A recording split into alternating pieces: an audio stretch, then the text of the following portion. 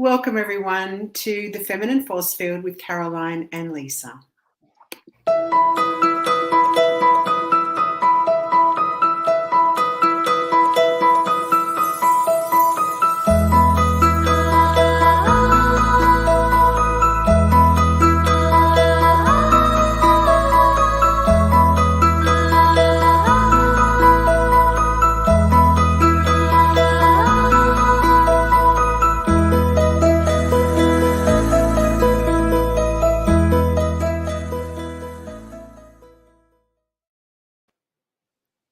So here we are again. Caroline and I have lots of interesting discussions in the background before we actually come on live and share those discussions with you.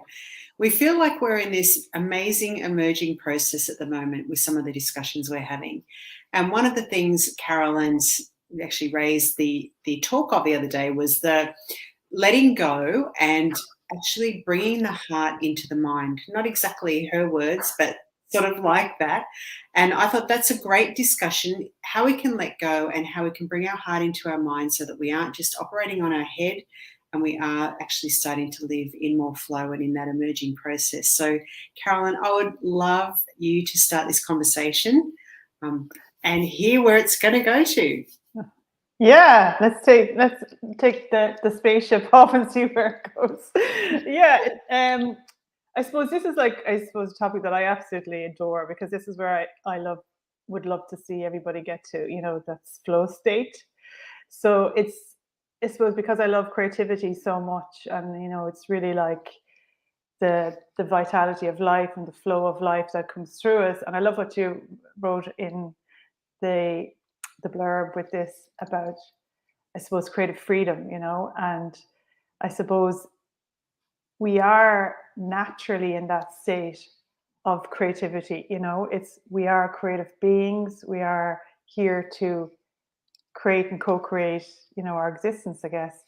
But what helps us, or what blocks us, is, that trauma and that conditioning and that kind of the mindset and the unprocessed emotion, I suppose, that stops us from that free flow of that creative freedom.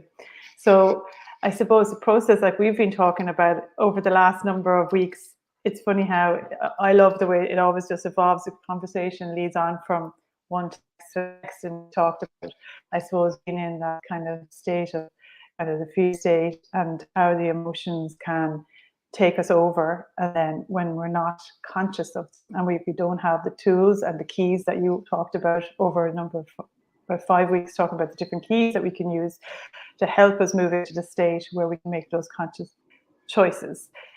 And then when we have our emotional, stability kind of set up, and we have our self-awareness then around where we talked about the attachment styles and understanding ourselves, and have that self-awareness of those patterns that are actually form that an emotional insecurity that has been there, and we understand ourselves in that kind of core, we're getting to the core root of a lot of the emotional insecurities that were there, in a very loving, compassionate way with ourselves, and to understand that it's just something that are, the sea that we've been swimming in as such.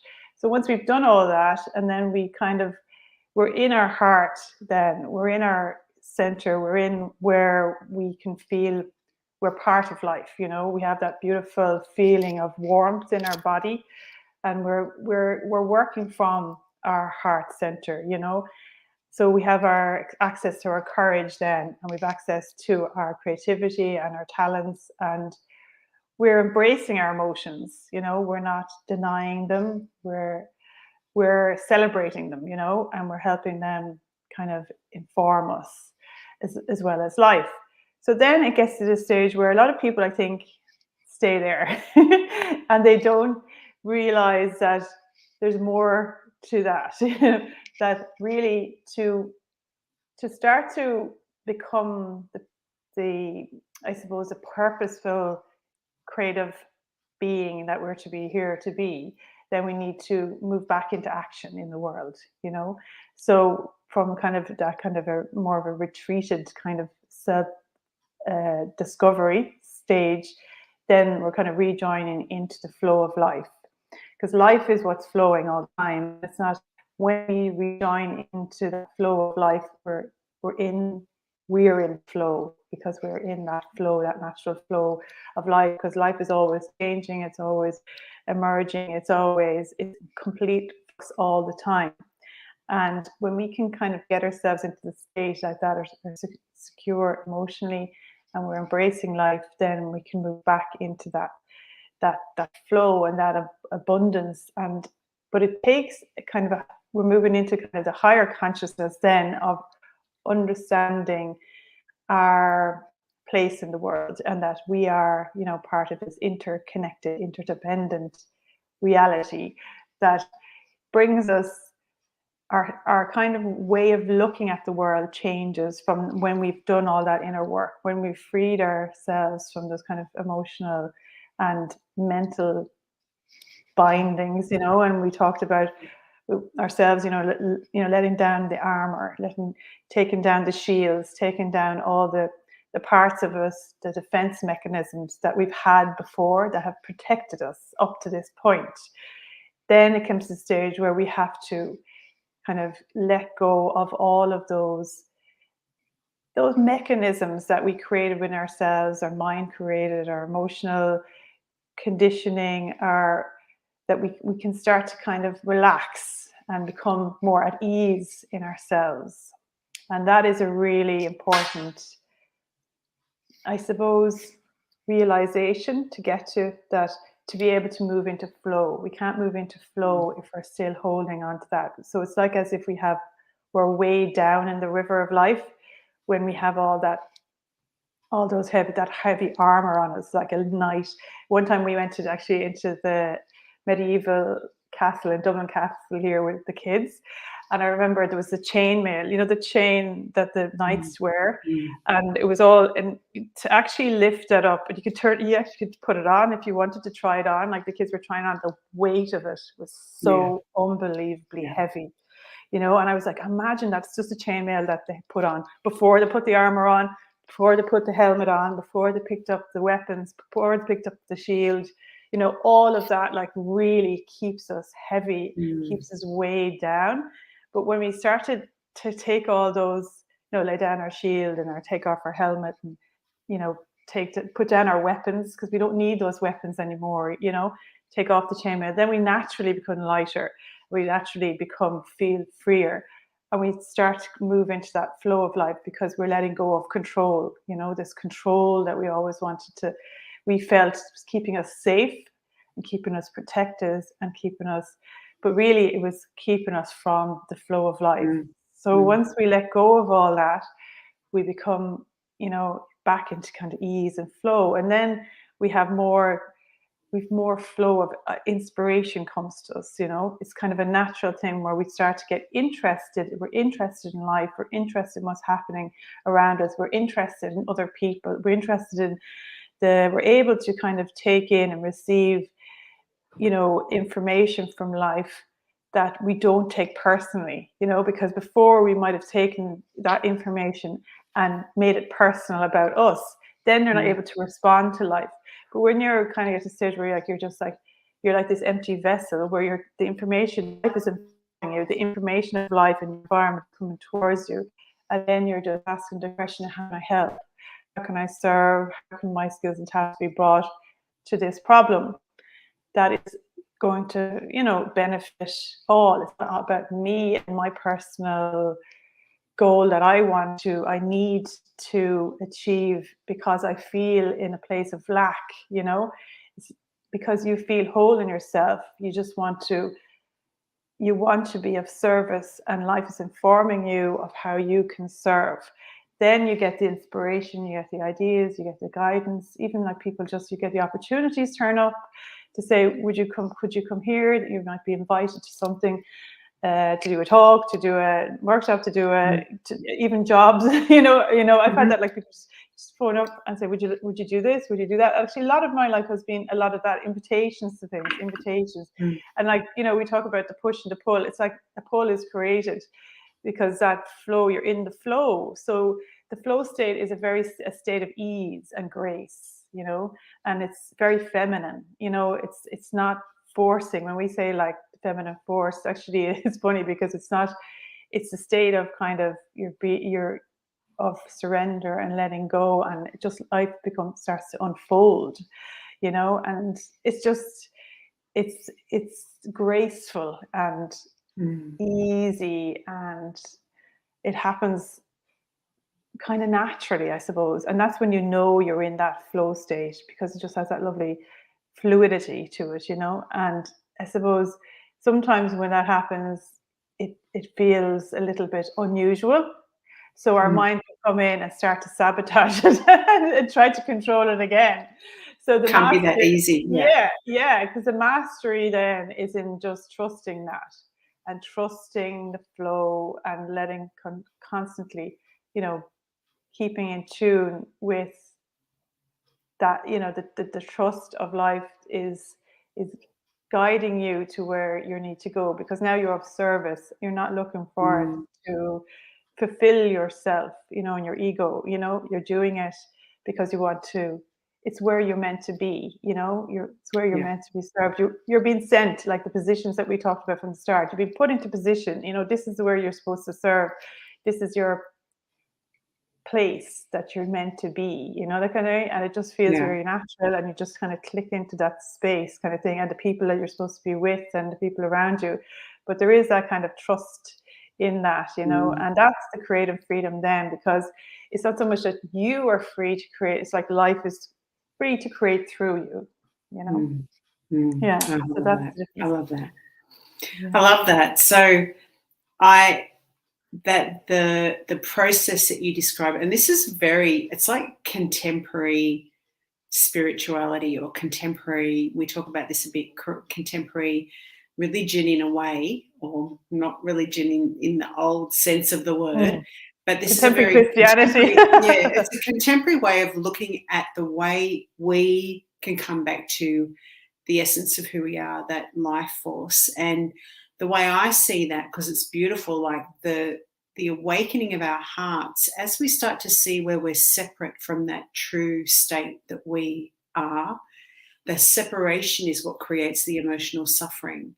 And as we start to do our inner work and we start to understand that our emotions really are just there to highlight the areas where we still have parts of us that are separate, that need to be integrated. And so we do that work, we integrate those parts of ourselves, and it's almost like I come into my true state, and I'm more and more in my true state. And the more I'm in that state, the more empowered I feel, because there's not parts of me going in different directions. You know, like my inner child that feels insecure is not going over there trying to get something from someone else, because she's here with me. It's like there's no bits of me broken off creating unconscious pain for me. And so more of me is here, and more of me is in the life that is actually flowing through me. And that in that moment, you know, like this is more and more what I'm feeling. It's like being on the edge of the next moment of my life and allowing what's happening to inform that movement, and actually feeling like, wow, this is like almost exciting, the fact that I'm creating this next moment of my life. And I've been practicing moving more into that, like, oh, this is even in the shitty times, you know, when you're feeling really uncomfortable, it's like, can you hang on to that perspective of here I am in this creation with life itself. And this is informing me of where I need to heal, what parts of me I need to bring back home to me, so that more of me is here, so that the life force can express through me, which then opens me up to so much more creativity and so much more freedom. And that, you know, that process, you know, that happens naturally. What we need, our job is to just look at the parts of us, to use what's happening, to see the parts of us that need to be integrated. And the things, you know, I often say, if there's something that's coming up, it's what's in my way. If I want to live an abundant, fulfilled, content, happy life, what's in the way of that? What are the thoughts? What are the beliefs? What are the things around me that are in the way? Because that's my job, to actually look at what's blocking it, because life wants me to have all those things. It's what I'm thinking and what I'm believing and what I'm clinging onto that may not serve me, that gets in the way. And it's a bit like that. We've talked about it before, the fishbowl, like looking through the fishbowl and seeing what you want on the other side and not understanding why you can't get there and why you can't have it.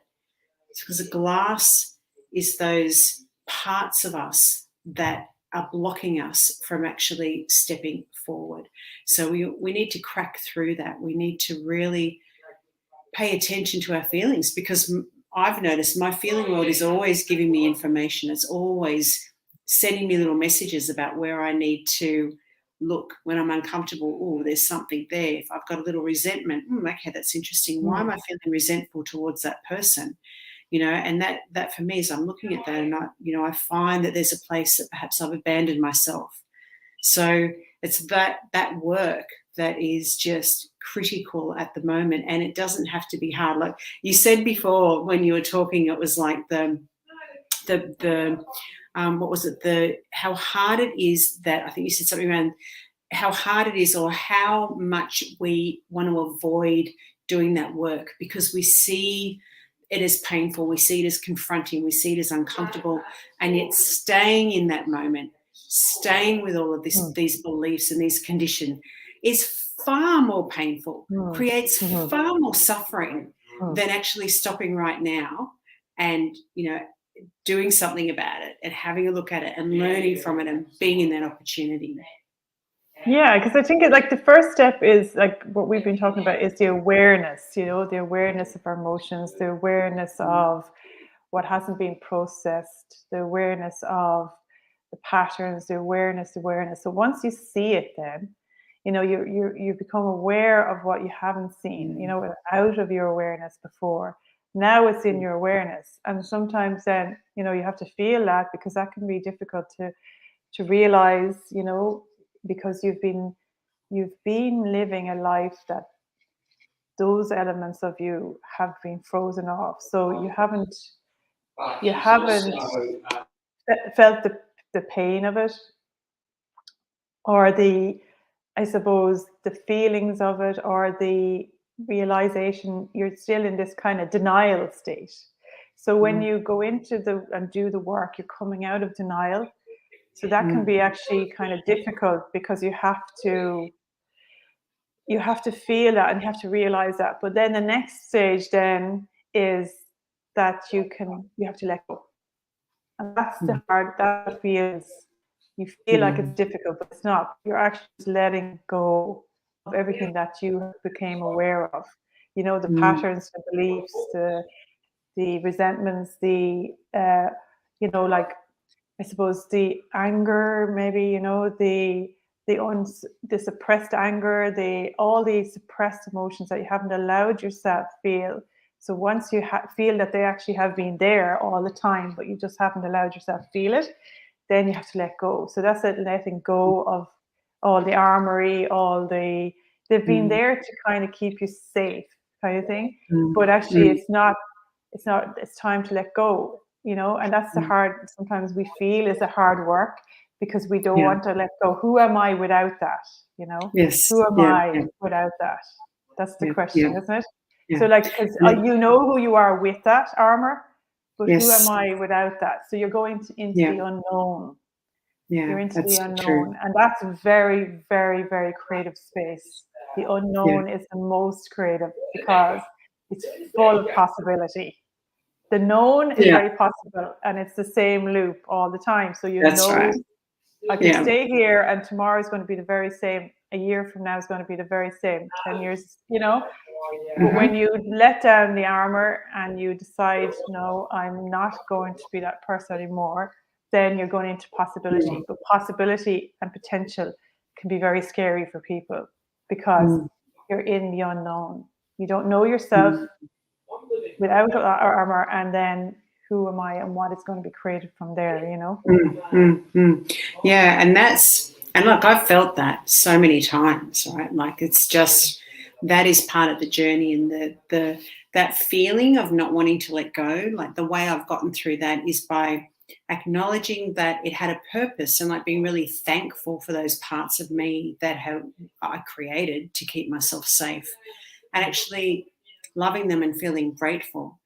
and also having a determination that, you know, my mind or parts of me want to keep that in place, and just having that real, using my will. And it's like, I know that this is a trick that will keep me little.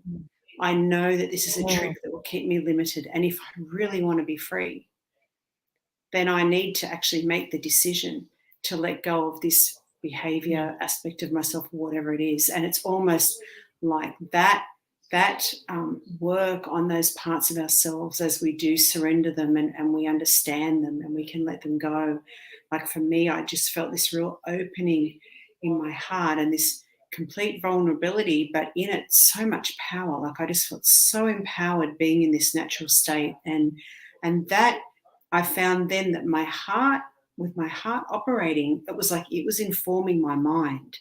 So whereas before my thinking would control my life, and I'd be projecting and I'd be trying to organize things, and, you know, and like I'd be feeling anxious or concerned about things or hurt, or like all the things that my mind, the stories that my mind told me, almost like the more powerful my heart became, the more integrated my emotional self was, the more my heart actually took my mind into a different state.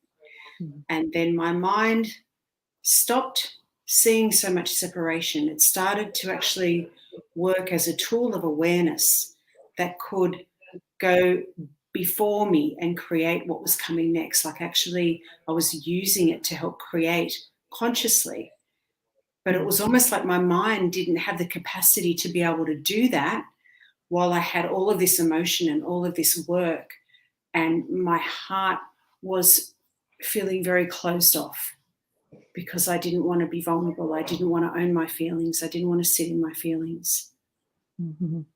Yeah, and that's the real work, when you get the mind working as the tool of the heart.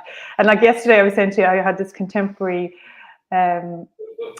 image of what the, you know, when I saw myself going like this, it's kind of like as if it was like the mind and the heart in working in line, you know, in alignment. And then when you go across like that, it's like in balance, the inner and the outer in balance.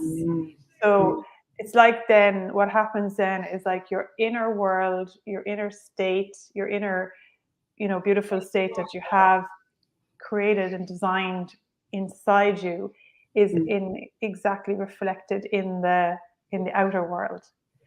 So then your world, you're like we're talking designing your life from the inside out, you know, you're then your world, your inner world starts to transform your outer world. So everything that's within you, your life has changed on the outside, and maternal, you know, it becomes into the material, you know, world around you has transformed because of the work that you've done inside, you know. So the people that you, so a lot of that, you see, you have to understand that a lot of stuff you have to let go of from the outside as well, because they're not reflective of who you are on the inside. So you can't live that same life if you transform your inner world. Your outer world, when you come into that level, has to reflect, you know, and certain things need to be moved aside, and you know, they're not serving you anymore, because you're not serving life, you know. Just a different state of awareness. So it's kind of like, it just starts to mean that you're, so, you know, that flourish by design, that you're flourishing into this, like it was a seed and started growing from inside you. It started growing and growing and growing, and then eventually it grew so much that everybody could see it, and it changes your life, you know. And it just changes, but it changes it in a way that's true to you. Yes. It's true to you. You know, it might look different to other people, and they mightn't even recognize you in the world as you are now, but you're in your truth. By the time you get to that stage, you don't really mind, you know, because you know, it's established. It's like a tree that's growing from within you, and it gets stronger, and it's delicate when it's a sapling, and then it can be pushed around, you know. You know, the storms and the winds and everything have an effect on it. It gets stronger and stronger, and it gets more established in itself. Its roots are deeper, and it's grounded in the earth, and it doesn't have that kind of insecurity. So you've got that Mm. stability, Mm-hmm. that emotional security that we talked about. Your foundations are really strong because you've done that inner work. So, you know, you're established in your truth, you're established in your emotional security and your mental agility, you know, because you need to have that mental strength as well. You know, you need to have a resilience, mental resilience, you know, to be able to flourish as well. But then when it starts to come into the world, then it has a kind of a life of its own. You know, it starts to kind of build on itself. So it's like exponential growth, you know. So it has that's the flourishing side of it, you know, blossoming, and then the flourishing is like it starts to have this exponential I suppose vigorous growth, you know, so it's just keeping that environment then, I suppose, for the growth all the time, you know. So always coming back to your core, always coming back to the who you are, who are you, you know, and what's true to you, and always making those conscious decisions, because our life is always designed through our conscious decisions. And all of the work, the inner work, is all about making us capable of making a conscious decision, because every decision we make designs our life and creates our life and our reality. So with the accumulation of a lot of conscious decisions, we have the life that we would love to live. It's like that, you know, the freedom and that, you know, to be ourselves. It's so true.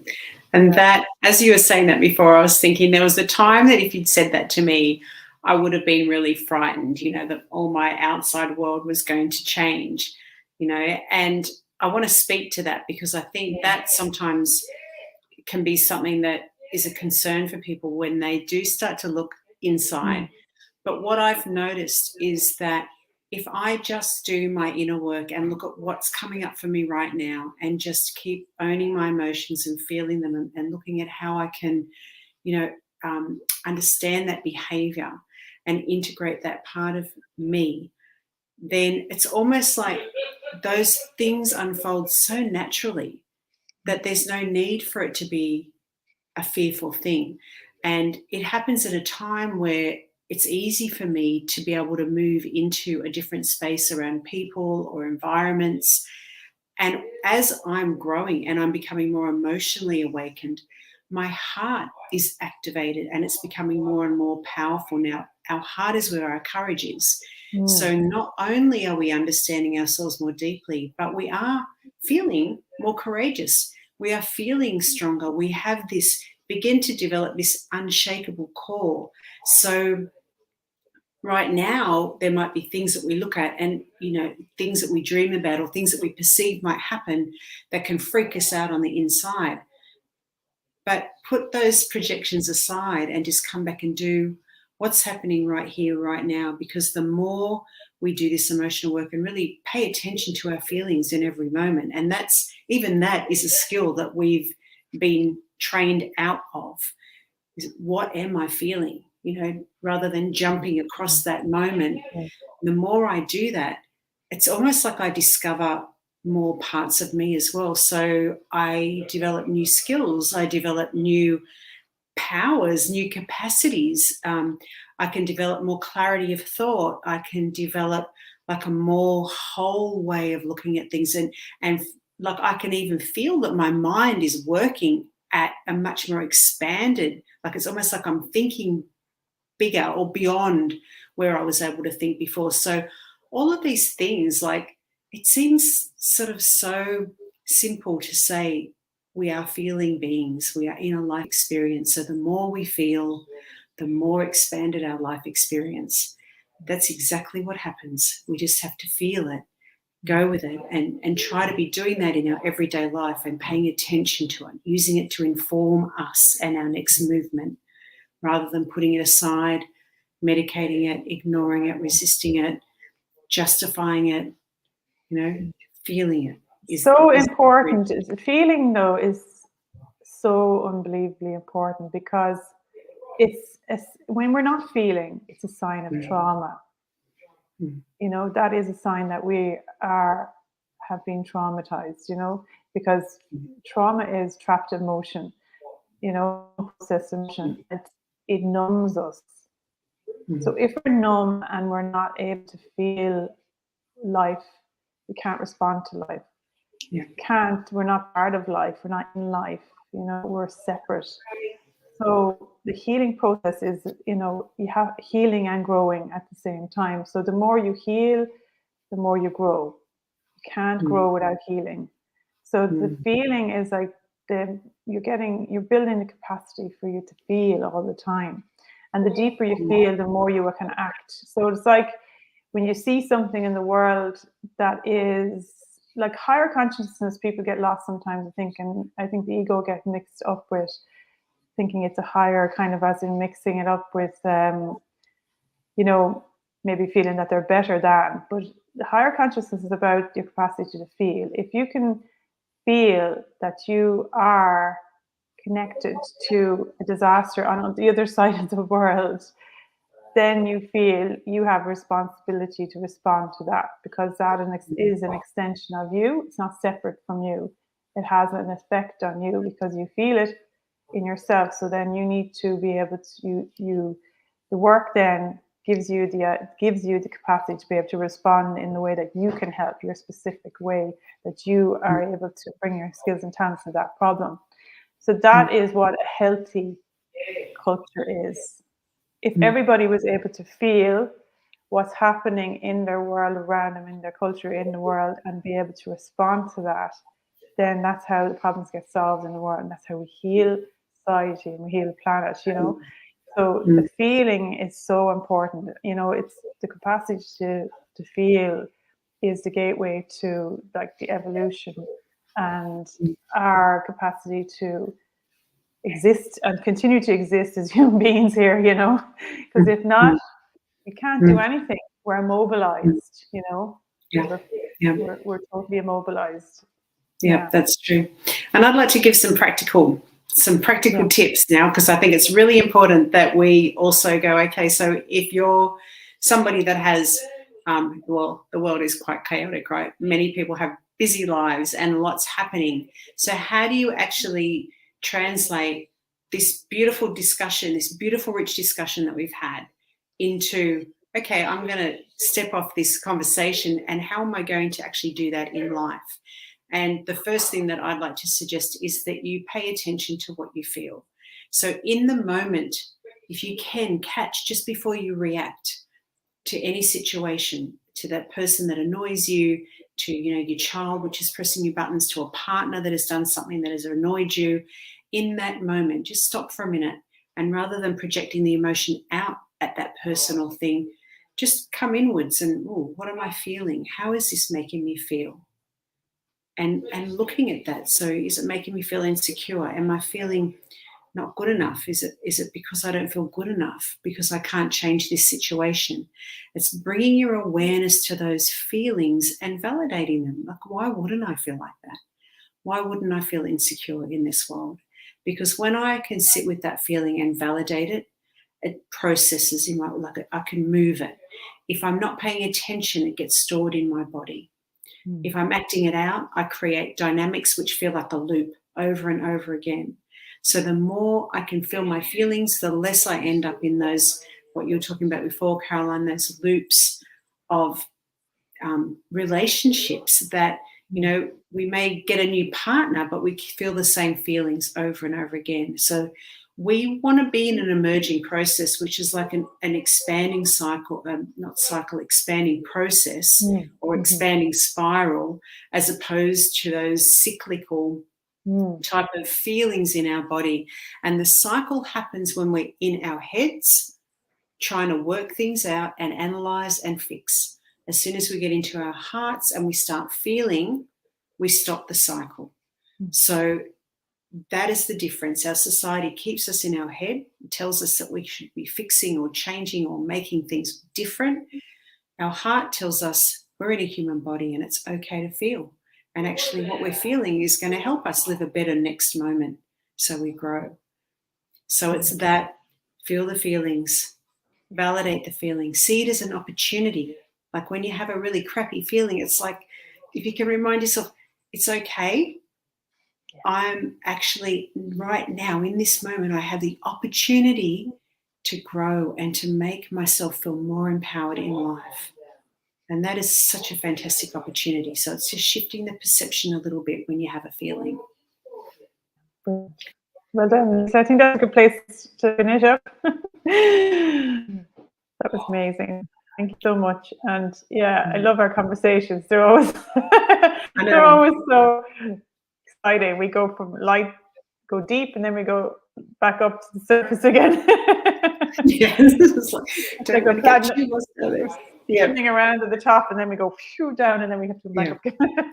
So, and I think that's good, because it's like, I don't know about you, but you know, in all the things that I've read and all the work that I've done on myself over the years, there's a lot of information that I've learned, and I accumulated so much information.